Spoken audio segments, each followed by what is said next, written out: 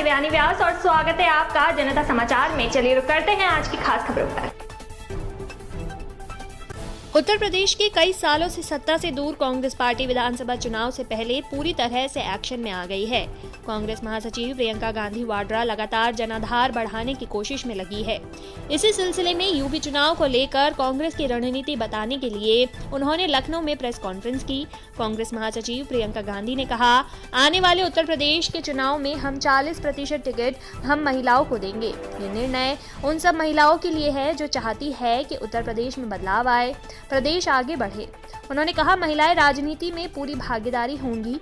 2019 के चुनाव में जब आई थी तो इलाहाबाद यूनिवर्सिटी की कुछ लड़कियां मिली थी। उन्होंने बताया कि हॉस्टल में लड़के लड़कियों के लिए कानून अलग थे। ये निर्णय उसके लिए जिसने गंगा यात्रा के दौरान मुझसे कहा था कि मेरे गांव में पाठशाला नहीं है। प्रयागराज की पारों के लिए जिसने हाथ पकड़कर कहा था कि मैं नेता बनना चाहती हूँ। प्रियंका गांधी वाड्रा के नारे लड़की हूँ लड़ सकती हूँ को लेकर आज उत्तराखंड बीजेपी ने भी पलटवार किया। उत्तराखंड उधम सिंह नगर से बीजेपी नेत्री रश्मि रस्तोगी ने जनता समाचार से बात की और प्रियंका गांधी वाड्रा के इस नारे को चुनावी नारा और हवाई नारा बताया। हाँ, धन्यवाद जनता समाचार और विपुल सिंह जी आपको कि आप सभी जनता को रूबरू करवाते हैं सच्चाई से। आपकी खबर सारी सच्ची होती है, इसके लिए हार्दिक आपको बधाई है। और हम कांग्रेस की बात करें तो कांग्रेस को आज मुझे लगता है आने वाले समय में कांग्रेस को कोई जानेगा भी नहीं कि कांग्रेस की प्रियंका गांधी कहाँ सोती रहती हैं। आज उन्हें याद आ रहा है महिलाओं के बारे में वो चिंता करेंगी। अरे बीजेपी सरकार जब बनी 2014 में और इतना जो कभी भी नहीं हुआ 2014 में से पहले, आप 60 सालों में क्या महिलाओं को इतने अधिकार दिए गए जो 2014 के बाद महिलाओं को अधिकार दिया गया है। आज रक्षा मंत्रालय देख लीजिए, वित्त मंत्रालय देख लीजिए, शिक्षा मंत्रालय देख लीजिए या विदेश मंत्रालय। हमारी सुषमा स्वराज जी थी जो अब इस समय नहीं है, उनको उस समय कितना विश्वास करके विदेश मंत्रालय में उनको ले गए और उन्होंने बहुत अच्छे कार्य किए। इसी तरीके से रक्षा मंत्रालय में 2 बार रक्षा मंत्रालय में सीतारमण जी थी और आज वित्त मंत्रालय देख रही हैं सीतारमण जी। जीएसटी जो पूरे देश में इतना कभी भी जीएसटी के माध्यम से नहीं मिला जितना इस समय जीएसटी के माध्यम से देश को फायदा हो रहा है। तो कहाँ है कांग्रेस, क्या बात कर रही है?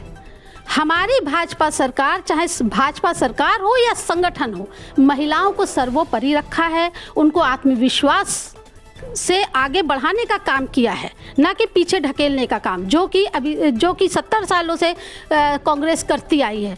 हमारी बीजेपी संगठन ने भी हमारी उत्तराखंड में 70 विधानसभाएं हैं। 70 विधानसभाओं में 70 विधानसभा सह प्रभारी महिलाओं को बनाया गया है। बहुत बड़ी जिम्मेदारी दी गई है। इसके लिए मैं हार्दिक आभार व्यक्त करती हूँ अपने राष्ट्रीय अध्यक्ष नड्डा जी का, जिन्होंने हम महिलाओं को विश्वास में लेकर और हमारी कुशलता को समझा और आगे हमें बढ़ाया। और इसका फ़ायदा बीजेपी सरकार को बहुत मिलेगा। आप देखिएगा आने वाले समय में बीजेपी सरकार बम्पर वोटों से बीजेपी पार्टी जीतेगी और हम फिर 60 के पार होंगे। और कांग्रेस की अगर हम बात करें 2014 में केवल 1 सीट पे वो जीत पाई थी, सोनिया गांधी केवल। और हमारी उस समय भी 29 महिलाएं जीती थी।